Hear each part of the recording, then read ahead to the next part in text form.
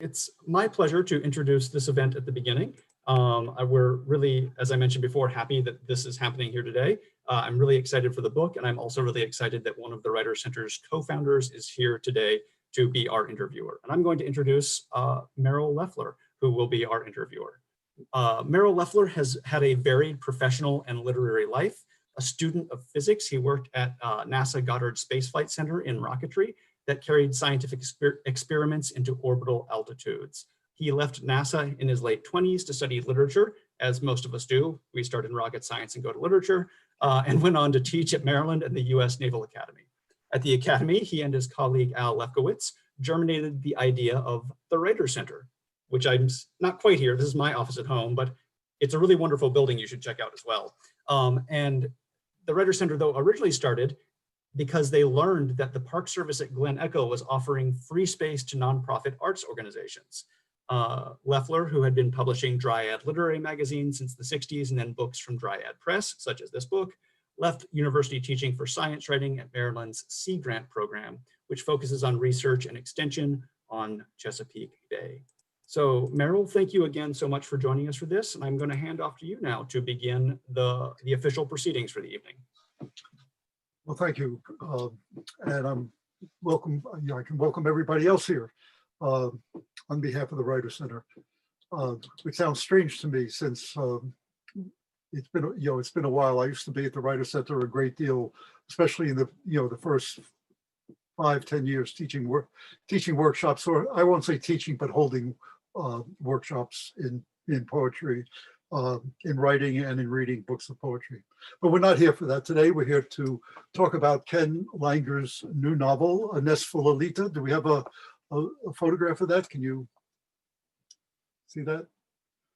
I would mention as a plug, you could go to dryadpress.com and you could find the book there as well. So what we're going to do is, I've spoken to Ken. We haven't rehearsed anything, but we've talked about what we thought would be interesting. Of course, the book, the plot, characters, and so forth. But also, because we're at the Writer Center, to talk about the writing of the novel as well, and the editing, and what went into it. And because Ken has worked on this for several years, at least. So, but let's get started with the book. I think we can talk about, first of all, just a summary of it. It's the title of the book is A Nesfulolita. It's not Lolita, but it's Lolita. Do I have that pronounced correctly? That's right. That's right. Okay. Lolita is my next book. Yeah, so maybe you can just give us to begin with a summary, so we have a context for where we go from here. Yeah. Very simply, the book starts in 2005, and we're talking about, it starts with Meena Kaul, who is the protagonist, or one of two protagonists, and she's riding high. She has been appointed about 5 years ago as executive director of Behera House. And Behera House is a safe haven for women who have survived domestic violence. This is in India, a fictitious town in India called Sompur. It's been 5 years, and this home or shelter, whatever you want to call it, is very successful. They want to expand. And Mr. Behera, who's an industrialist behind the whole enterprise, he has committed the money for a big expansion, really to build a campus with a community center. But unfortunately, the stock market crashes. Of course, something has to happen in the first few pages, right? The stock market crashes, and he isn't able to fund this campus. And who should step in but the ultra right-wing Hindu party, which I call the Hindu Democratic Party. And Meena, to make a long story short, she's forced to accept the money from this Hindu party, which increasingly puts a very, very tight grip around her neck. And really that becomes the major conflict, at least on a macro level, that this right-wing Hindu party is trying to use Behera House for its own political end, for its own political means, to win women's votes, because their secret agenda, their not so obvious agenda, is to turn the clock back on women. So they're pretty sneaky. And Meena knows this, and she tries, very hard to extricate herself from this party. In the meantime, Simon, an American, we call him a starchitect, a very, very famous green architect, is commissioned to come to Sonepur and to design this community center for the new campus. Well, needless to say, Simon falls for Meena. She's very intelligent, she's very attractive, and is immediately drawn into this perilous world of Meena's in terms of Indian politics. I won't say more because I had a short 1-minute book trailer done, which can explain this with images and much more eloquently than I can. So Zach, if you don't mind running that video for 1 minute, then we can move on.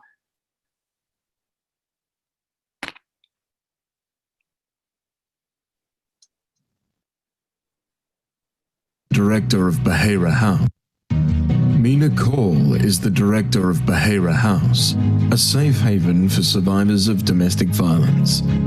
When the stock market crashes, Meena is forced to accept funding from the ultra-right-wing Hindu party. But her worst fears come to pass when the Hindu party wins the national election and starts chipping away at women's rights, drawing Behera House into its political web. When Simon Bliss, America's top green architect, comes to India to design the new community center, he falls for Meena and is quickly sucked into her perilous world of Indian politics. To win her affection, he takes on corrupt politicians, shady priests, and crooked businessmen. Can Meena and Simon survive the Hindu party's ruthless political games and save Behera House?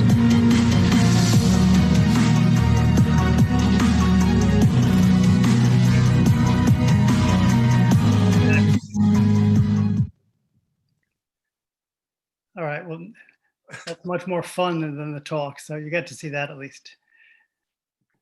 Well, Merrill, go ahead.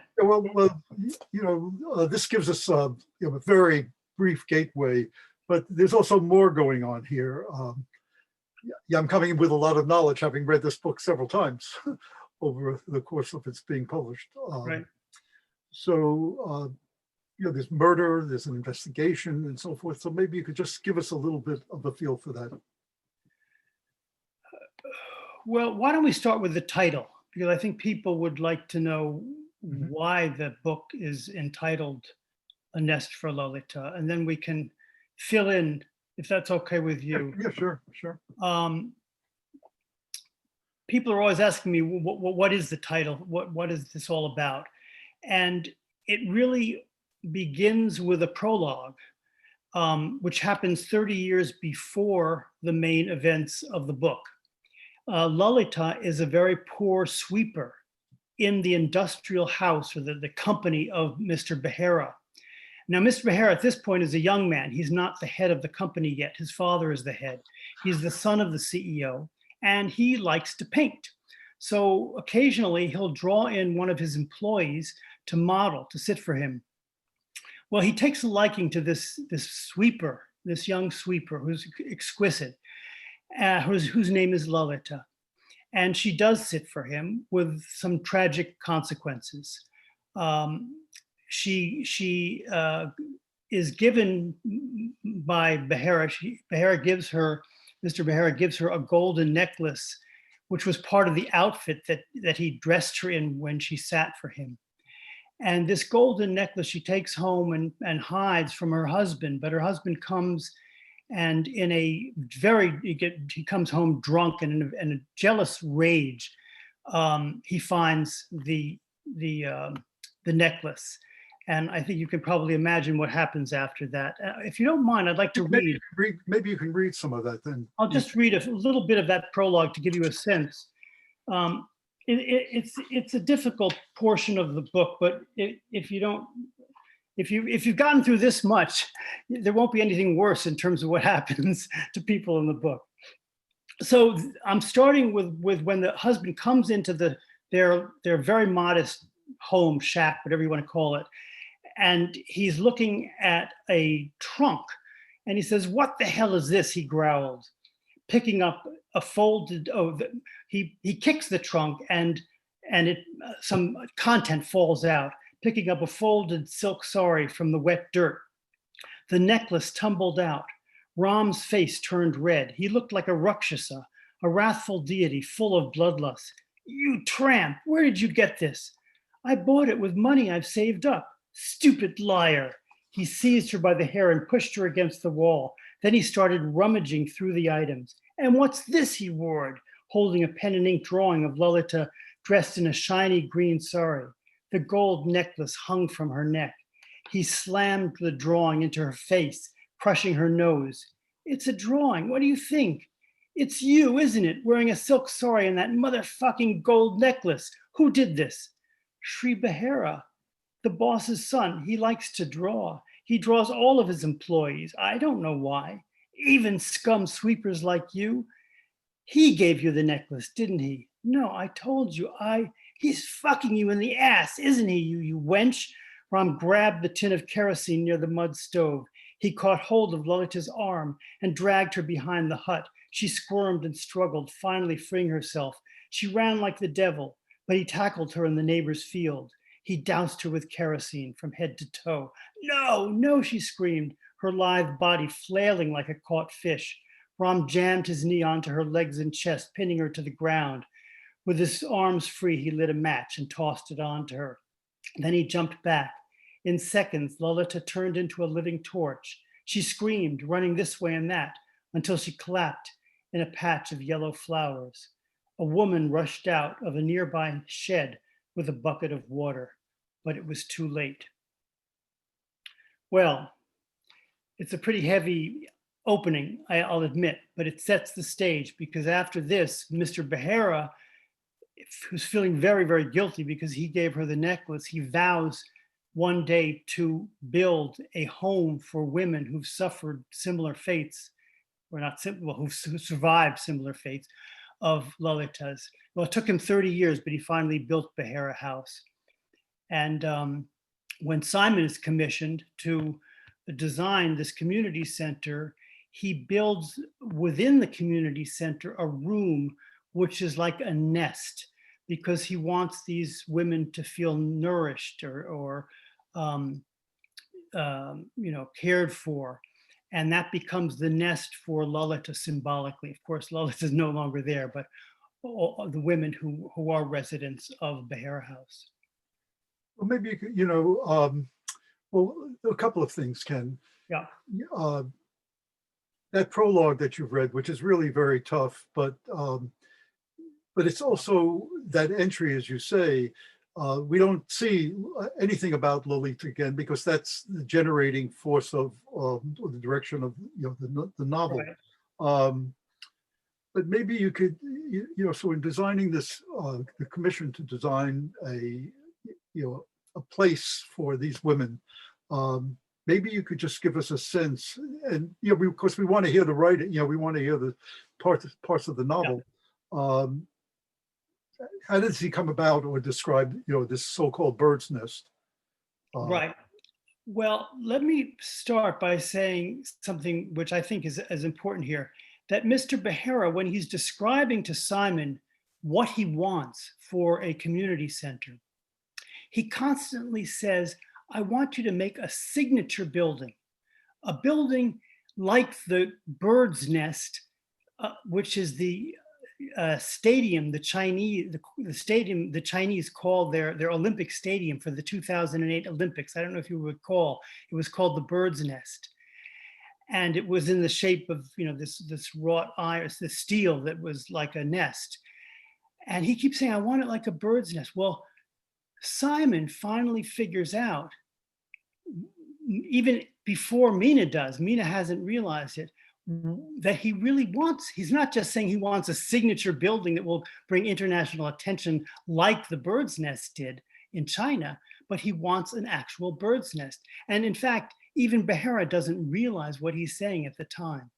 Let me read you just a short passage where Simon is actually, this is much further in the book, along in the book, where he's actually giving his presentation of the design to Mr. Behera and to Meena. And now the moment you've been waiting for, this is in the middle of his presentation. He's already done the basics. Simon said with a smile. He clicked the remote. The bird's nest. Meena clenched her fists in anticipation. This feature would either impress Mr. Behera like nothing he'd ever seen before or fall flat on its face. A small round room appeared on the screen. The walls were covered in deep blue velvet.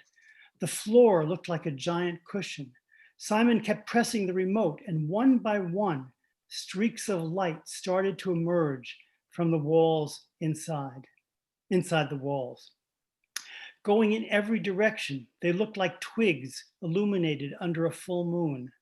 Simon continued to click, and the number of lines slowly multiplied until the entire room resembled a bird's nest under the moonlight. All of a sudden, a constellation appeared on the ceiling. It was Sagittarius, Lalita Devi's sign. Meena looked over at Behera, whose mouth had dropped in awe. This room, said Simon, is deep within the ground floor of the center. Here, women can sit comfortably in total darkness, or using the remote, they can illuminate the walls and create their own nests. Behera scrunched his eyes as if fighting back tears. The bird's nest is a sanctuary, Simon said, a sacred place, like the inner sanctum of a Hindu temple. It is a place of comfort and healing.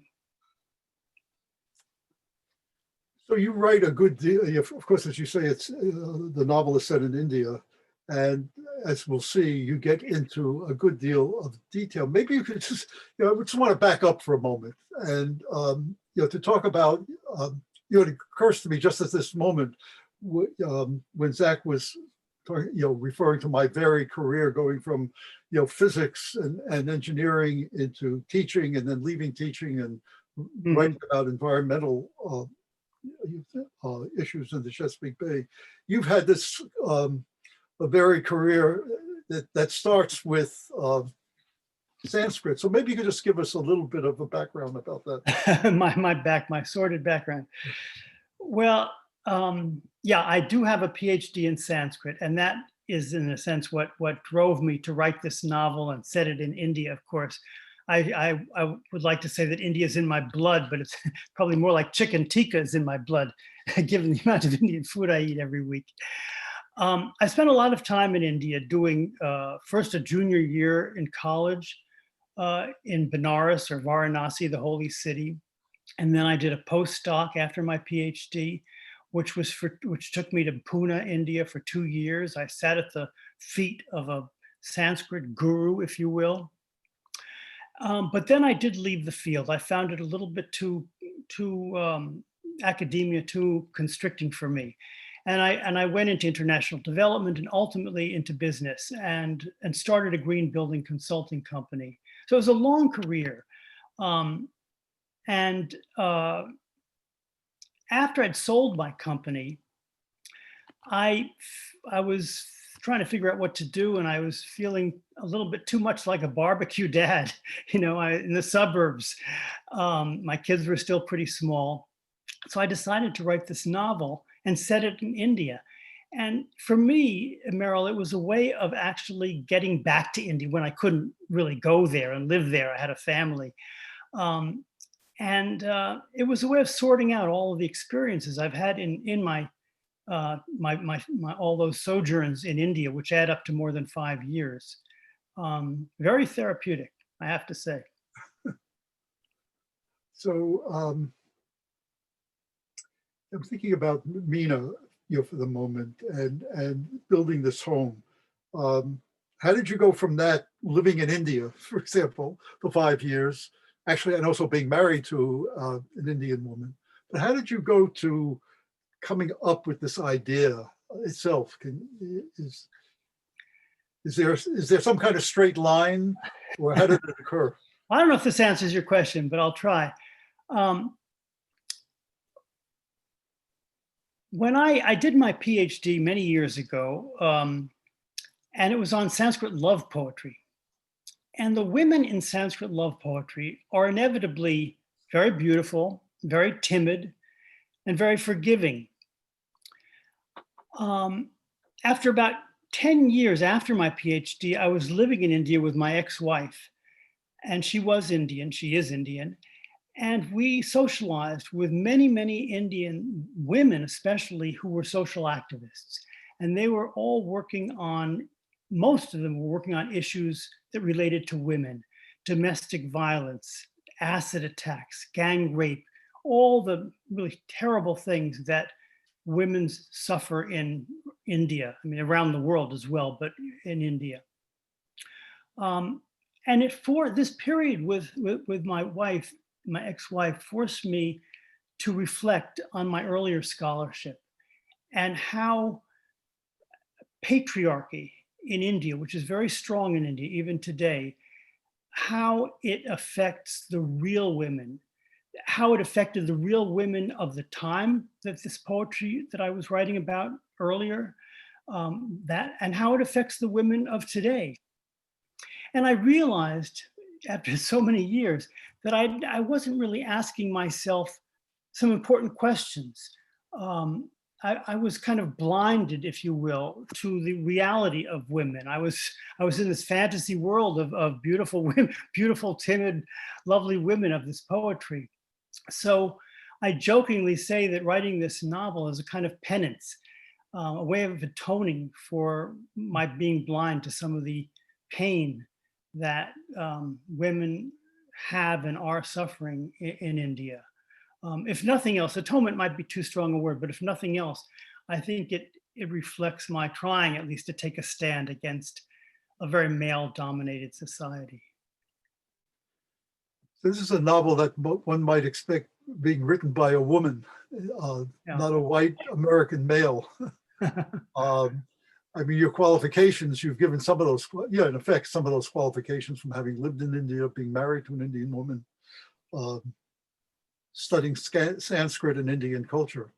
So I guess you feel qualified. Well, when feminists come after you. I can't say. I mean, you know, one writes in some sense for oneself. And I wrote this novel. I hope that my experience in India is deep enough that people won't shy away from reading the novel. And I hope they won't throw it out the window once they see some of the characters, who are one in particular who's a bit misogynist. But I can only say that I hope that people will read it and feel that it reflects India, a side of India that is very, very important and very real, even though I am a white, I can't help that. I am a white American male. But I feel like I'm bringing people in this book to an India which they could never get from, you know, going on a tour or educational tour, museum tour. You know, we're meeting people and we're going to temples and different scenes, into the living rooms, into the dining rooms, of even the bedrooms of men and women that you just don't see in as a tourist. And so, at least for people in the West, I'm hoping this brings something new to them. You know, I think, you know, this may be a segue perhaps into speaking about, or you're talking and maybe giving us some examples of some of these characters. I mean, there are, you mentioned that there are two protagonists, and that would be Meena and Simon, but there's also significant characters in Kesh and Gita, and Gita, who is you know, very strong. Talk about feminists. She's right beyond that. So maybe you could, you know, why don't we start with Meena, for example, who is the alluring, very competent woman who's caught up in this, you know, problem of, in order to go ahead with this center. Well, Meena and Simon are both very, you know, highly professional, highly serious people, middle-aged man and woman, who are progressive, but they're not revolutionary. It's Gita, you mentioned Gita. Gita is Meena's deputy, who's gay and very, very radical in her thinking about how India should move forward, and anti-men, if you will. And then there's Kesh, Meena's husband, who's almost bipolar in that he is very much, he comes across as a misogynist, but at the same time, and he cracks terrible jokes. They're not politically correct, they're offensive. I mean, he is really an equal opportunity offender, this guy. He spares no one. But at the same time, we'll get to Kesh, but at the same time, I'll say that he is also the top green architect in India. And he's the one who's leading the crusade in India against climate change. And so, he's a character that, I thought at first people would, especially women, would come across Kesh and just say, I'm not reading this book. He's just too awful. He's too much of a misogynist. But if you look deeper, he's got another side. I don't want to say that excuses his misogynist wisecracks, but it certainly makes him a more complex person. Now, Meena and Simon, I want to kind of keep them together. They're almost like anchors. You might say in the nucleus of an atom, where Gita and Kesh are very energetic characters who are spinning around and changing orbits and releasing energy. I mean, in the case of Gita, that energy is usually a tirade against men. And with Kesh, it could be anything. But Meena is a very stable person. And she's very troubled by Kesh's behavior, because Kesh gets sucked into all sorts of things that you might say are symptomatic of traditional India, are symptomatic of the India that is full of courtesans and that old era. In fact, Kesh is the son of an ex-Maharaja. And at one point, the narrator says it's almost as if Kesh is trying to out-Maharaj his Maharaja father. He is pulled toward that way of life, but at the same time, he's pushing the envelope on green buildings against climate change. So I know I'm giving you more than you bargained for. Well, why don't you give us a taste for some of this, and some, maybe right. some. I want to just read the beginning of the book, because that's where it all starts. And it starts with Meena, and she's driving home after work. Meena, and I'll give you a sense of her personality. Meena dreaded the evening commute. Sompur's streets were a dusty, tangled mess. Nothing like New Delhi with its wide boulevards and stately bungalows, which was where they moved from. The roads were far too narrow for the crush of cars, trucks, and scooter rickshaws, let alone bullock carts and bony cows. They were clogged like an old man's arteries. And why do these people think there's one lane when there are three? But the commute was a small price to pay for her dream job. No one in her master's program at Delhi University was already heading up a non-governmental organization. Stopping for a group of men who had stumbled into the street, she worried about her husband. Kesh has not been himself since they moved there 5 years ago. He was too far from his office in New Delhi and missed the hustle and bustle of his architectural firm. As Meena maneuvered through the city, she recalled a conversation with Madhav Behera, that's the industrialist, soon after they had moved to Sompur. He said the industrialist behind Behera House could not understand why she, Meena, would refuse a car and a driver. But even at 30, Meena was not confident behind the wheel, and surely would have benefited. But no self-respecting social activist would dare to be seen in a chauffeured Mercedes. Behera finally gave in, but not without some stern advice. Meena, he said, Sompur is not New Delhi. If you insist on driving, please remember to leave your manners at the door. To get anywhere, you must act as if you owned the road. And don't forget, the streets have their own caste system. Oversized lorries and sacred cows are the Brahmins. Don't mess with them. Then come the Mercedes and other luxury automobiles, the Kshatriya warriors. After that, you have the Marutis and all the other mid-size and low-priced cars. They're like the Vaishya farmers. Finally, the Shudras, the bottom feeders, common scooters and rickshaws. Everything else on two wheels or legs is untouchable. Meena remembered shuddering at the word untouchable, which nobody used anymore. But as a new hire, she was too shy to speak up. You must know your place in the pecking order, Behera continued. Yield to those above you, negotiate with your equals, and sit on your horn to blow everyone else out of the water. So that gives you a little bit of a sense of her inner dialogue as she's driving home at the beginning of the novel. Why don't we get a sense of Keish, if you can do that? As you say, he's a complex character, and one way, and he's going to put some people off. Oh, definitely. So without finally, she does get home. She gets home, and Keish looks up from the dining room table and says, "What took you so long?" Keish barked. "You're 2 hours late." Meena walked into the dining room, cringing at his sharp tone.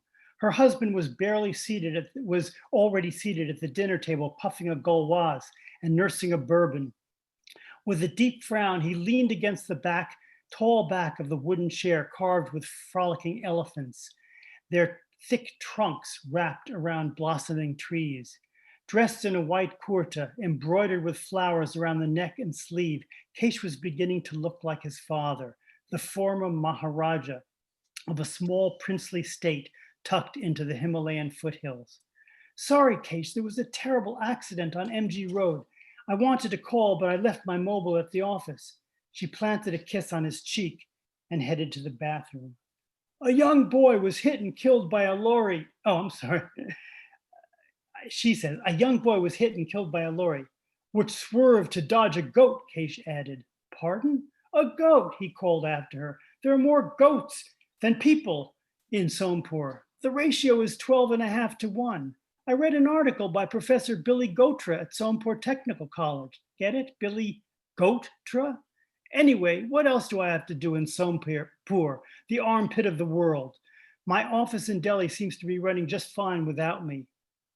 "Sorry, dear," Meena called out as she dried her hands. "What did you say?" Keish raised his voice. "I said, what else do I have to do in this armpit of the world?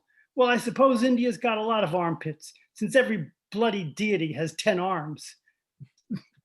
So that's just a taste of Keish, of the one side of Keish. Well, why don't we get, because I do want to get to the writing of this novel, but maybe you could just give us a couple of others. I'm thinking of, at least of Simon, who is the American architect. And we should say, I don't know if we said right at the beginning, you're coming with a great deal of experience in green architecture. So a lot of what you are writing about Simon is coming from a lot of knowledge that you have about sustainable architecture. Yeah, and it also, I worked a lot. My company that I had, this international green building company, was focused mostly on international projects. And one saw some pretty, some real shenanigans, for lack of a better word, in what the real estate developers were trying to do to get certified, green building certification in countries like India and China. And there was also a lot of tension between the green building, the people who in a country like China and India who wanted to go forward with green buildings, and the traditional industries, which knew they would lose a lot of business if green building practices became prevalent. So I try to bring all that into the novel. But Simon, let's go to Simon. He's an architect, as we've said, but he's also very reflective. He's also very romantic. At one point, when he just meets Meena, and Meena lists the industries that Mr. Behera is engaged in, and they include very polluting industries like coal-fired power plants and mining. He says to himself, these are some of the worst polluting companies for the environment. But from her fulsome lips, it was as if all the bad stuff had been filtered out. If you don't mind, Merle, I'd like to read you a passage where Simon is actually reflecting on a trip that they took to the temple. There's a local temple. And it gives you a sense of how he's thinking in the end, if I can find it. Well, maybe I won't read you that passage.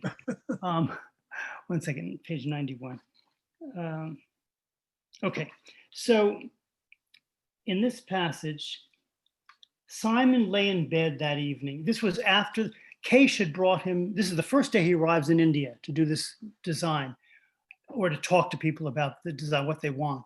And Case brings him to the project site, but also to the local temple where to meet this really crazy, this baddie priest that runs the temple. And maybe if we have time, we can talk about him later, but I doubt there will be time. As Simon lay in bed that evening, the strange visit to the temple played over and over in his mind. Case and the priest were surely carved out of the same stone. Upi, that's the nickname of the priest. Upi was like a busy Hindu temple, teeming not with erotic friezes, but with wild notions and erotic poems.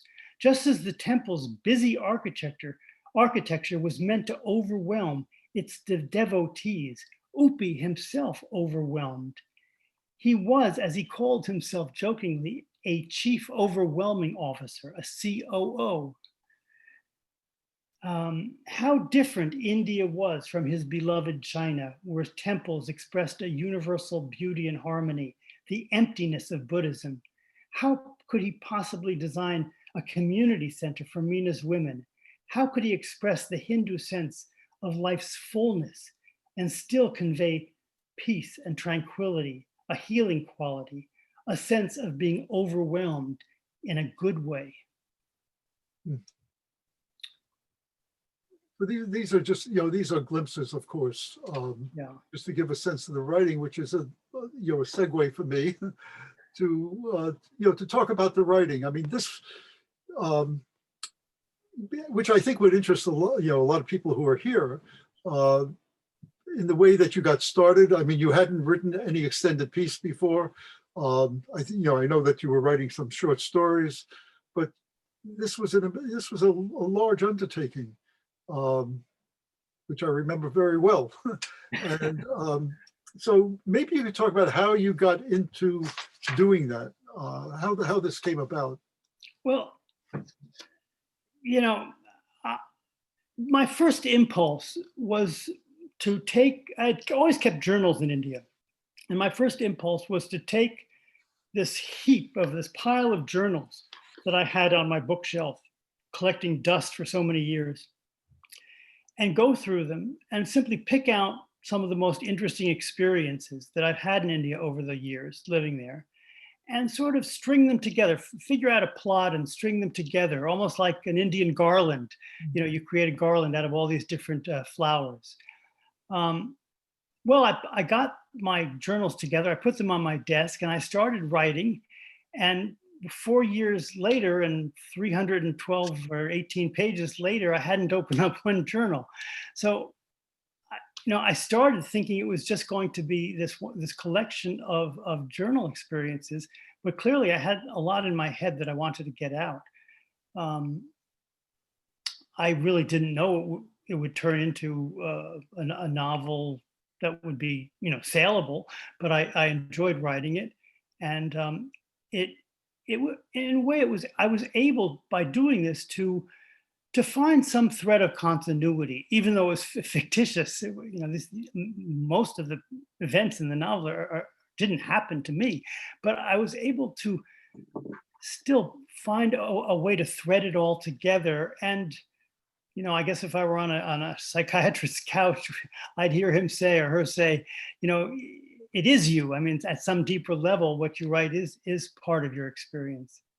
It's part of your experience, but you're also creating a fiction, and you're creating a narrative, and you're creating characters. And Right. this was not something you had done before. So did it just come naturally? Keats says poetry should come as naturally as leaves on the tree, or not come at all. But he never talked about the revision. The initial writing may have just come out, as it does for many Right. writers, but then in fiction, That's the hard part. you're shaping, and you're having to condense. And That's the hard part. And that's really where the Writers Center came in, Merrill. From the Writers Center, I took many, many workshops at the Writers Center as I was writing this novel. And there I learned about things that really I had no idea about, which are truly essential in writing a novel. Things like the point of view and not switching point of views every other sentence. I learned that you have to have the conflict pretty close up front. I mean, you don't have to have the lady tied to the train tracks on the first page, but you better be there on the second or third page. I learned that you're not writing Moby Dick. You shouldn't go off on tangents for 20, 30 pages, which I had done in my original draft, which was 700 pages. I think the biggest thing was editing, learning that I had to edit. And it was hard. I felt like, after I had a first draft, I felt like, Abraham with the knife over his kid, his toddler. And people were saying, cut, stab, and I just couldn't do it. And that's how you feel as a writer, at least a first-time writer, because everything you write, you think is God's gift to the world. But I bit the bullet, and I was able to cut massive amounts out. Fortunately, because of word processors, one can still, keep them somewhere in space. so were you bringing pieces of the novel to the workshops? I mean, what kind of workshop? We did that too. But I want to say one more thing about the workshops. And I think this is the most important thing, and it's the camaraderie. Writing, as everyone knows, and especially those who are listening today who are writers themselves, writing is a very, very lonely experience. And there's nothing like getting together once a week with other writers and sharing work and sharing challenges. There's no price tag one can put that isn't too high that one can put on that experience. And that's something the Writers Center gives all of us. Sorry. Did you in part, this is not quite a rhetorical question, because I know that you have, but you had some outside assistance in editing. What was the nature of some of that kind of help that you had? Well, in addition to the Writers Center, I dug into my pockets and paid a few what they call manuscript consultants, writers, people who are professional writers who had published, who would read the manuscript and make suggestions. And these suggestions, these very specific suggestions from people who read the whole manuscript and could see the whole, not just pieces like an instructor or somebody in a workshop could do, but could see how the whole thing fits together, the whole shape of the novel. It was invaluable. One of the My wife also, she was very good at criticizing me. And in fact, I'll tell you, and this is good advice for any man writing a novel, you have to show it to women because women's point of view is very different from men's point of view. And I mean, that sounds obvious, but it wasn't to me. And I had to change so much about Keisha's behavior, for example, as well as others characters in the novel, so that it wouldn't turn women off. And in fact, my original novel was Simon was the protagonist, and it was only after I had my first draft that I realized that, first of all, that the people who read novels are largely women, and one has to write to women. And so it became necessary for me, or I felt it was necessary, to go through the novel and give Meena a much stronger voice. And after many, many attempts at revising some of the chapters, she became not only a co-protagonist, but probably the main protagonist. Mhm. Are you able to give us one example of Jen, your wife's criticism? I don't know if that's a hardball question or not, but I know that she went through this through the novel. Well, I don't know if this is Jen's, but I'll read you a short, I keep saying everything is short, but it's really not so short. A passage where Keish is kind of, you might say, at his worst. But it also is very revealing in another way, and we'll see why at the end. In this passage, in this passage, Keish and Simon, as I mentioned, this is the first day Simon is in India, and Keish has taken him to the project site and to meet this priest at the temple. And they're talking in the car. Keish is driving. And they're talking about domestic violence and what's the root of domestic violence, because that's, you know, the theme, which is this whole commission project centers around. And Keish says, in any case, I have a better than the Hindu party's harebrained plan of turning back the clock on women. Or on domestic violence. I say we move the clock forward with genetic engineering. What? Says Simon. Genetic engineering. Let modern science do the job. Do what job? Get rid of all the domestic violence in this bloody country. I say we give women a few genes from randy elephants, and if they don't grow trunks, they'll be stronger than bulls. Hubbies won't dare pick a fight. Well, there's a politically correct solution, says Simon. Who cares so long as it works? Do you have a better way to stop millions of men who have nothing better to do than to beat their wives into pancake batter, or still worse, throw acid in their pretty faces? How to respond? Keish seemed to really care about the issue, but his solution was, well, asinine. Still, Keish was beginning to detect a pattern. He would babble on about some serious topic and then top it off with a joke, often one in very bad taste. Or, as in this case, he would just come up with some extraordinary sentence, statement, however politically incorrect. Was Keish's humor a coping mechanism, a way of dealing with the ugly realities of life in India? Just maybe underneath all the shit was a man who was truly tormented by the suffering around him. They finished lunch and drove to the project site. As soon as the car reached a terrifying speed, Keish started in where he'd left off. In Sanskrit poetry, women's tapering legs are often likened to elephants, so we're halfway home. Pardon? The elephant gene, genetic engineering, remember? Come on, Keish, get real.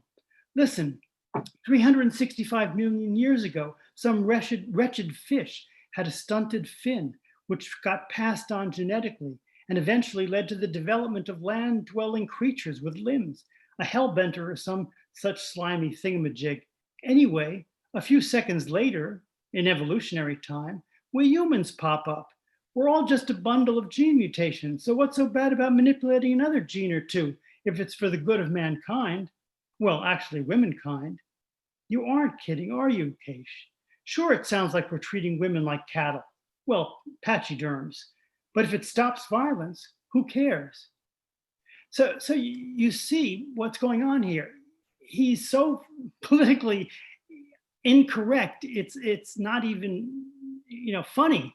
But at the same time, Simon's right that he is very much pained by what he sees around him. And, if I have anything to say about it as the author, I would say he uses it as a defense mechanism. No, that's good. But we're coming towards the end. Yeah, maybe we should wait wait for some questions. If anybody has any questions or observations. Yeah, there's one question that came in already in the chat a little bit earlier, so I will read it out now. Do you have any recommendations on keeping a journal? How they can feed a writer's creativity? Well, my only recommendation is to find a quiet time that's the same every day, where you sit with your journal and don't make it so difficult that you won't do it. You know, don't make it like an hour of your day. Make it 5 or 10 minutes. But like meditating or anything else, start slow and just sit there. And if you don't write anything, that's okay as well, as long as you're sitting there, because it will come and you will write eventually. And of course, as everybody says in giving advice about journals, don't worry what you're writing. It's for you and only you. Just write what comes and don't worry about it polishing it. Don't worry about what people will think of it. Write from your heart. That's all I can say. Yeah. Merrill, do you want to add anything to that? Well, Merrill's a big journal. I've been keeping journals since the late 60s. I mean, it can be overwhelming because it's hard to go back to them. But for me, it's one of the things that Ken is saying, and I think any writer who is keeping a journal. There are some writers that don't want to keep journals because who I've read, because it takes that energy out of them. For me, it's an energy drive. The first thing I do in the morning, in a cup of coffee and sitting down at my journal with whatever is there, and you follow it along, and sometimes it'll break out into lines of a poem, but often it doesn't. But at least in a sense, it's feeding the beast. You've written, and for whatever the reason is, it's calming because what you're doing is you're exploring, and you don't know what you don't know what you're going to find or what's going to rise up. And again, I'm not saying anything unusual. I've read writers on journals, and I'm not repeating them. I'm speaking from experience with. I'm sitting in this room with about 125 journals, these black and white marvelized journals. At any rate, then we had a question here. I saw somebody raise their hand. Oh yeah, there's one just got typed in. Ken, can you talk about the writing and rewriting of this novel? I can only say that it's hard.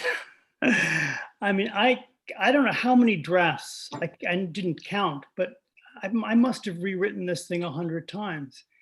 And if you're a perfectionist, you want every single sentence to be perfect, or as perfect as you can make it. And so it can become a very long and tedious part of the whole process, but it's necessary. I spent more time editing the novel than I did writing the novel. But in the end, I have to say, when you look back, and I feel very happy with it, very proud of what I've done. So, it's like anything, like learning an instrument, learning the piano. You work hard, but in the end, when you can play that Moonlight Sonata, there ain't nothing like it. Oh. I just tossed in a follow-up on mine. Like, what was the time frame? So from word 1 of the novel to well, I sold my company in 2010. Well, 2008, but I had to be with the company for a few years after that. But I was sort of extricated in 2010, and it was just finished in 2020. But that's not to say I worked on it the whole time. I think if I got very not bored, but at times it was just overwhelming me. It was too much, and I had to put it down. So there were a few years I didn't work on it, and then other years where I worked on it only, for an hour or two a day. I would say if you added it all up, it might have been 3 or 4 years, but it was within a decade of, in terms of a time span. So are you going to take on another one, Ken? Well, we'll see how this one flies. Great. I might say this is probably, this is me putting in a plug. You can, if you're interested in the novel, of course, you can go to Amazon or Barnes & Noble, but you can also go to dryadpress.com, and there's no postage. So there's my little bit of promotion. Yes. Yes. Well, and Please, if you do, if any of you do read it, please give us your feedback. I mean, I consider you all friends now that we've spent an hour together. We would love to hear from you.